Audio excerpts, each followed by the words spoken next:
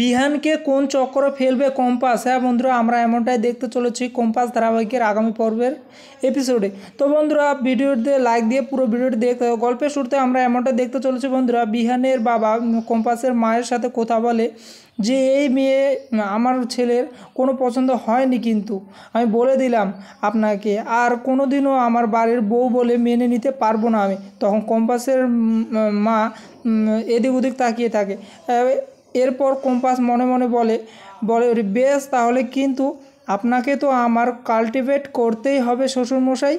Business plan হয়ে আমার scientist পাওয়ার ডায়েরিটা কেন হাতালেন, আর কী করেই বা হাতালেন? আমি যতদিন না পর্যন্ত আমি জানতে পারছি ঠিক টিকে থাকবই। তো বন্ধুরা, তোমাদের মতামতটি প্লিজ কমেন্টে জানাবেন। আর নতুন নতুন এপিসোড দেখার জন্য চ্যানেলটি সাবস্ক্রাইব করে পাশে থাকবেন। ধন্যবাদ বন্ধুরা।